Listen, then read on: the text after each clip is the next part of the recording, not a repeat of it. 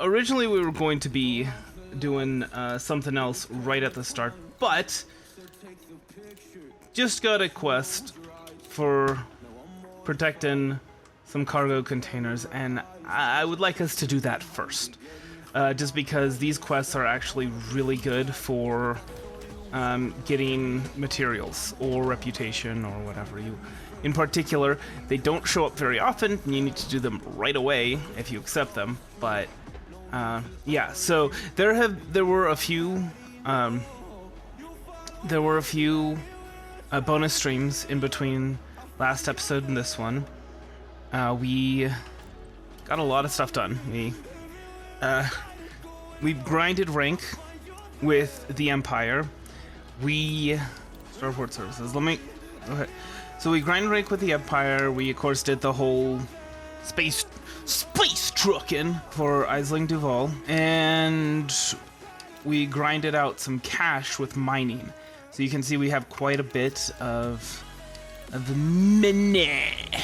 And we're going to be using that actually to get ourselves a Fer de Lance. Now, Fer de Lance is kind of the it's the meta combat ship for PvP. For PvE, I'd say that the Federal Corvette is probably better. But for PvP, we can go with the Fer de Lance. Now let's see. Let's head over to this place. In addition to this, we're going to want to head over to Achenar. Well, okay, no, actually, we're not heading over to Achenar yet. We do need to get that the Empire rank up mission done. We also are going to need some data. Now, let me go ahead and see. Because decoded emissions data, I believe is what it is. Yes. We need 50 of those. We have 18. That's not great.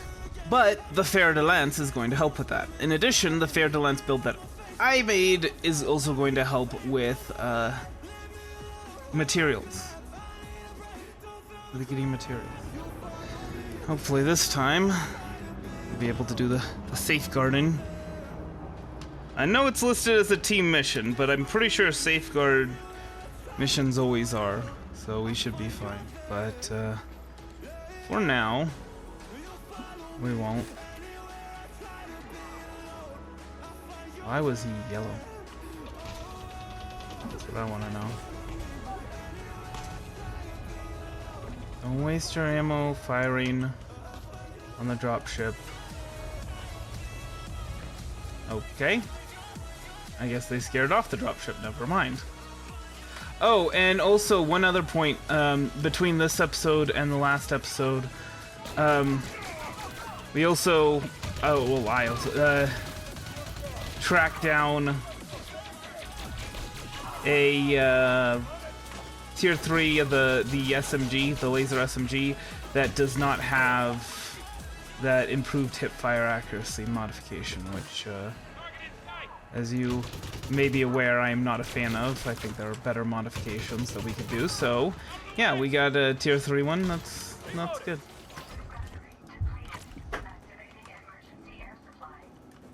Oh boy. Oh boy. Crap. Yeah, I don't... Are you serious? It was like the perfect storm. You know what I should have done? I should have used my shield generator grenades. I mean, don't get me wrong, there were some other issues there. I was out of ammo, but I could have handled that. As you saw. Can you please? Hello? Thank you. My goodness.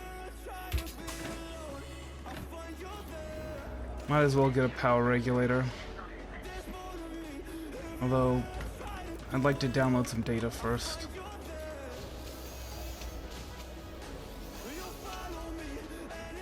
Compression liquefied gas. Ionized gas, we actually need that. We actually need some ionized gas for for upgrading that thing, and that's all. That's actually all we needed. We only needed one more. So, yeah. So now we're actually good as far as ionized gas goes, at least to get it to level 4. I mean, honestly, the main lesson in that failure of this mission is to not get cocky, because I did, and that's how we ended up losing. If I had played it safe, if I had gone back, refilled my ammo, and refilled and topped up on my energy, it wouldn't have even been an issue.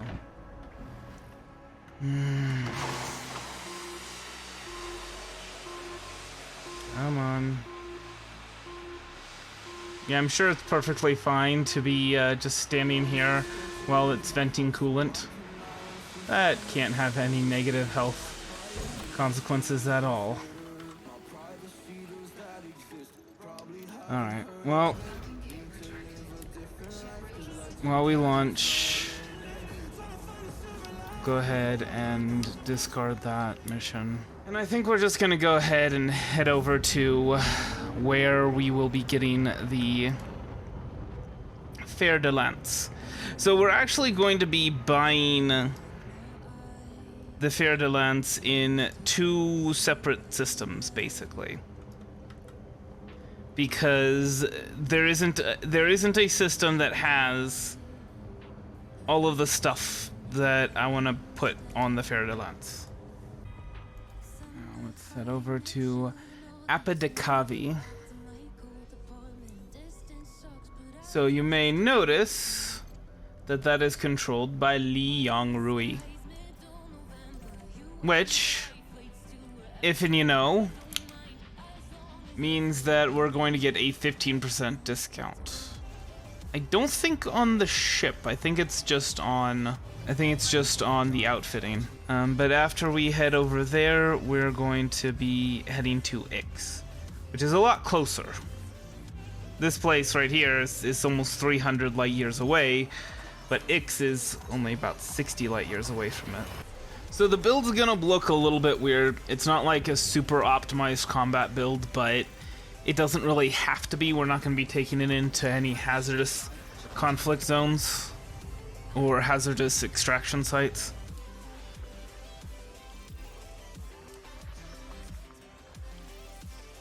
Is this gonna show all of the transient signal sources, like when we do the asteroids? No, apparently not. Hello? Come on. The heck is this? Are those... Is this like a 5-star system? Alright, let's see what we got as far as the cartographics data goes. My goal for the next one, I want a transport ship, one of the passenger ships. So like the Orca or the Dolphin or the Beluga, one of those. I honestly don't care which one. What we're gonna do is we're gonna rescue some people from some Thargoid attacks, assuming there are any. So like the Orca, for example, by Saud Kruger. All these Lakon. Or the Dolphin, again, by Saud Kruger. You know, the whole manufacturer thing, like the Zorgen Peterson thing, it's actually kind of cool because it gives you an idea of what the ship can be, what the ship is intended to be used for. Replace that. Oh, actually, hold on. Sell the module and replace this one with a bi-weave shield generator, and we can go ahead and put this cargo rack back on because we will be using that. Core internal will be getting a 5A power plant. 5A is basically the minimum for what we want to be getting done, and you always want to. So as far as power plants go, you always want to be going with the minimum. Can we get a 5A thruster? No. Okay. 4A friendship drive. Obviously, we want to be getting that here, if possible. And then a 6A power distributor. All right. Ooh, actually kind of a cool world. It's no Hadean world, but it's still pretty cool. All right.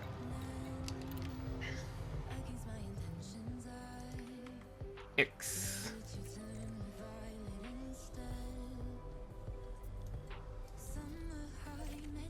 I mean, I'm pretty sure, but let me go ahead and check. Six jumps. I should have engineered. Maybe not, though. 3C might actually be where we're at right now, which, I mean, I guess it's a good thing that I've got a fuel scoop on this. And as you can see, we don't have enough fuel to jump to the next sector. So, we'll stop at Popper Enterprise. I'm also gonna see what the heck is going on with our fuel. With our fuel tank while we're here. Evil woman. Alright, I'm gonna see what our fuel tank is like. Better than the alternative. Yep, it is. This is our 3C fuel tank. Wow, that's a really short jump range. We could get a fuel tank. I mean, we obviously can't get a fuel tank here because that's they want way too much, but we could get a fuel tank. Question is, what would we replace? I guess what I could do could replace the FSD interdictor. Let's see. That would add 50% to our jump range. Although it looks like we can actually hold on. Wow! I did not know that. So engineering the friendship drive is actually, not only is it going to give us a longer jump range, but it's actually going to decrease the fuel that's used. So that's actually really good. Utterly and completely. Who could have guessed? Still need some arsenic. Don't know where we'd actually find that, to be perfectly honest. But I'll probably figure that out between this episode and next, and then just like farm a ton of it. I mean, I guess we could do some dirty drive tuning. Why not? You know, actually, let's go ahead and see. Okay, there we go. And now it's only 2 jumps away instead of 3. Huzzah. Landing successful. Ship secured. Hey, more decoded emissions data. Okay. Technology broker. Oh yeah, this is for the like the Guardian stuff. Ooh, cool. Or modules, Guardian power plant, Guardian power distributor. Kind of like to see what how those work. Guardian friendship drive booster is definitely something that you want to be picking up for your shuttle bus or for your ship going out to Colonia. Having a total jump range of 60 light years is not great. I think I am going to go with a 2C fuel tank, if they even have it here. If not, I'll just pick it up wherever. So the empty huge hardpoint. What we are going to do is we're going to use that as our multi-cannon, and that's going to be our only multi-cannon, just for the record. 4A gimbaled? Yes. And then these will be our pulse lasers. Actually, I think we could probably get away with beam lasers. And in that case, we could probably put one multi-cannon on there. But we'll go with pulse lasers for now. We'll see how the overheating does, and then we'll see if we want to upgrade them to beam lasers, which have more DPS, but you know, they draw more power. They get more heated, just in case we overheat. You generally want to have a heatsink launcher on pretty much every ship that you build, but it's not absolutely necessary. We are gonna put a point defense turret.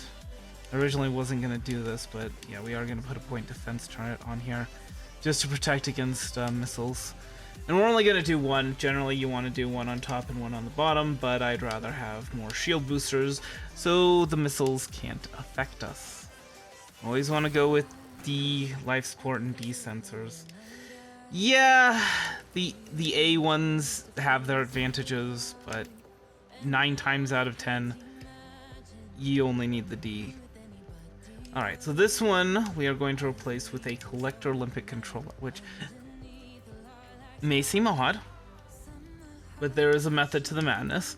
When you destroy a ship, you get some engineering materials that spit out, and that's very nice to get. Now you may be thinking, now hold on, look at that. There's way too much. Look, we can do 20 megawatts, and then it's gonna be drawing 23.45 megawatts. That's not great. We're gonna be engineering it, and that should be more than enough for now.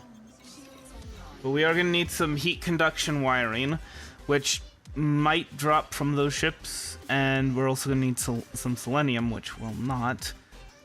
Those we probably need to go to the surface, to be honest. Alright. As far as pulse lasers go, I know that we've unlocked one of the engineers for that. I guess we just haven't... the Dweller. Yeah, we can get up to 4 with the Dweller. So let's go ahead and see where he is on the galaxy map. 8 jumps away. So now we don't have those little dots with our fuel, which you can't really see because my head's in the way. See? No dots. No dots on the fuel indicator. I mean, I guess it would make more sense if I showed you before when we did have the dots, but anyway.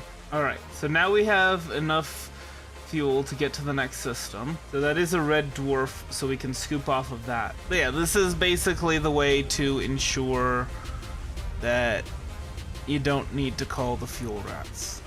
You have a fuel scoop, you check in the upper right for the system that you're jumping to. If it's a scoopable star, you're good. Even if you're like really low on fuel, you're good. You can just scoop off that star. If it's not, you probably want to top up on fuel at least a little bit. Alright. Contacts. No. I don't think there are any material traders. Charge enhanced. Power distributor. Yes. So we can only do the first one because we need conductive components. And we need mechanical scrap and mechanical components for that, so yeah. We're just going full on damage, by the way. That's the plan. Rapid fire modification. What? Okay. Doesn't really seem to be much point to that, especially when overcharge increases the DPS by more. Okay, damage per second goes up. Oh, because it would replace my current engineering. But if it's just demonstrably worse, then overcharge. Oh, overdrive. Overdrive. Overdrive. Oh, actually, yes, I did plan on painting it red. Pretty bright red, in fact. Yeah. So it's either vibrant red or slipstream red. Which would you prefer? Vibrant red is probably more accurate. Well, it's definitely more accurate, actually. He wouldn't put any of the blue stuff on there. Now, you may be wondering, who's he? Who's he? Who is Ray talking about with this he thing? And why red? Why does it have to be red? Change name and ID plate. I'm gonna see if it fits. Von Richthofen's Revenge. No! So it's just Richthofen's Revenge. RB MVR. Okay, so Manfred von Richthofen was the greatest ace pilot to have ever lived. He flew for Germany in World War I. So yeah, Manfred von Richthofen was the greatest ace pilot, was the greatest military pilot in history. He shot down over 80 planes, and he was the leader of this very feared group of fighter pilots known as the Flying Circus. And they were known as that because they painted their ships very, very vibrant colors. And he was known as the Red Baron because he painted his Fokker triplane a bright red. And that way everyone could spot him on the battlefield. So he ended up getting hit in the head. I don't remember whether it was with a bullet or with some shrapnel or something like that, and that seemed to affect his flying ability and his decision making. He became a lot more aggressive, and he did end up getting shot down and die. Reports differ whether it was flak, whether it was another pilot that shot him down, but yeah, he was the greatest ace pilot to have ever lived. There's actually 2 games that bear his name. Well, bear his nickname, Red Baron. So yeah, they were released for DOS, and actually they're on Steam now. So I don't know, maybe I'll play them one of these days. I do have the HOTAS. Apparently it doesn't work very well with that game, but I think there are workarounds. So this is Richthofen's Revenge. It's gonna be basically our Fokker triplane. So as has become tradition that we broke last episode, but we'll, be getting back into that. Coming back from my break is when we thank sponsor of today's video. And today's sponsor is my homeboy, Manfred von Richthofen, the Red Baron. He be dogfighting in heaven now. Or, heck, I don't know. The bad place. Oh, we can get Felicity Farseer to boost our shield boosters. Looks like she can only do grade 1 of that. Elvira Martuk can do shields up to rank 3. Let's actually, since it's gonna be since we're gonna have to stop on the way either way. Elvira Martuk, 12 jumps. That might not be ideal. Desiat system looks like it's exactly on our way though. Yeah, let's go ahead and get our shield boosters engineered a little bit, provided we actually can. I don't know what's required for it. You know what actually wouldn't be a bad idea is if we pick up a fuel tank from here. We can go with a 4C fuel tank, and what we can do is we can just get a 4E cargo rack when we arrive. It's not like the cargo rack is gonna be any sort of significant addition to our insurance cost. If they have a 4C fuel tank here, then that would just make it so much easier to get to our destination. They have exactly what we need. Perfect. What? I know what happened. We have more weight now. I have to recalculate the route. We'll see where Elvira Martuk is relative to Desiat once we get our shield boosters engineered, or well, once we check out what we need for the shield boosters, because I don't know if we're actually going to be able to get them engineered or not. People talk so good about the Fer de Lance, but my goodness, does it have issues. The optional internal slots are really not what I need it for. But, that's the thing, is that we're not going to be getting the Federal Corvette anytime soon. This is going to be our main combat ship for basically all of our Federation rank grinding. So right now we're going to be able to get the quest to get the 4th rank of Engineer. To get the Federal Corvette, we need to be at 12, at the 12th rank in the Federation. Like, we can get the Federal Assault Ship, we can get the Federal Gunship. I don't think those are better than the Fer de Lance for combat. Yeah, there's a spot for a second. You wanna come with? So heavy duty shield resistors, or shield booster, we need grid resistors for that. Well, we could, yeah, let's go ahead and modify for thermal, just for now. Is because we don't really need kinetic or blast resistance. And see how far out of the way Elvira Martuk would be. 19 jumps. Oh my gosh, no. Yeah, she's basically in the exact opposite direction. Okay. Invite to crew. There we go. All right. I'm curious, can we... Okay. So we can still accept missions. I might need to kick you out because the mission that we get for the Empire rank up might require us to change ships. Yeah, source 14 units of microwave cooling hoses for the Imperial Navy. Yep. So I'm gonna have to kick you out just temporarily while I switch over the ships. And I'll also go ahead and call Philionori's toaster over here. So we're gonna get Philionori's toaster over here. Fjord's truck. Use the ship. What did we need to do again? 14 units of microwave cooling hoses. Microwave cooling hoses. Okay. These are all surface stations. Closest one that isn't is 120 light years away. At Faro. Okay. 5 jumps. Boy. Then I'm gonna check and I'm gonna see about trade routes, marine equipment. Sounds like a plan. So in addition to the microwave cooling hoses, we're also going to be picking up some marine equipment. O'er a fortress strong, with chains upon my feet. Oh no. Oh gosh, I know what happened. I know what happened. You I put in Cubeo as the nearest station and it reset to best imports. And now I gotta put in, or the nearest system. Gosh darn it. The whole microwave cooling hoses, the only way that we're gonna be able to get them is from fleet carriers. I'm mad about this.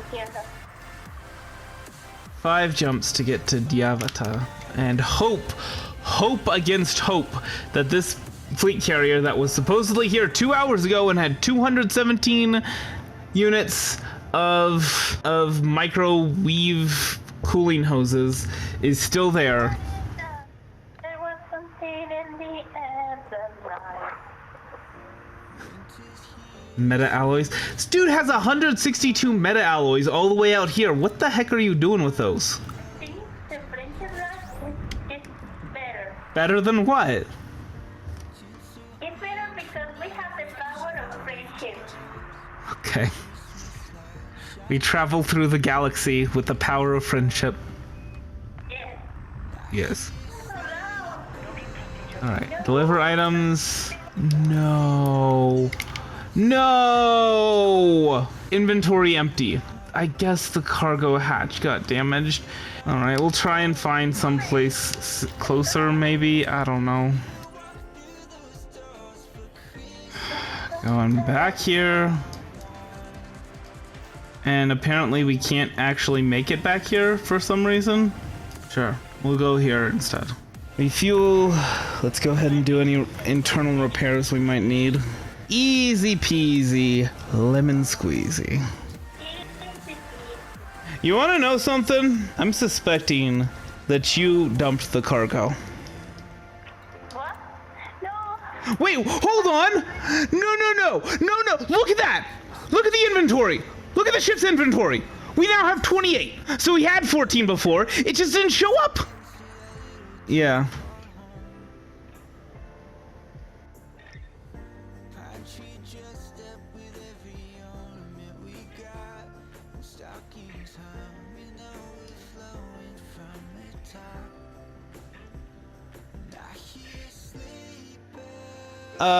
I don't know if you missed it, but we finally got the microwave whatever distributed, you know, so we are now, hold on. We are now a squire in the Empire and 20% of the way to the next rank because we accepted the reputation reward, as you should when the material reward is not available. And then Achenar system permit is issued. Okay. I might either need to exit out and go back in, or I might need to kick you out, Philionori. So let me go ahead and see. No permits. No permits. So yeah, I think I need to exit out and come back in. Kind of had hoped to do some more combat to get some more of those decoded emissions data this episode. I think we're going to do that in between this episode and next episode as bonus streams, where we're just going to go into conflict zones and just blow some dudes up while we scan them, and eventually we'll get some decoded emissions data. But that's going to be everything for now. I hope you enjoyed it, and I hope the rest of your day is a good one. Heart hands. I will see you later.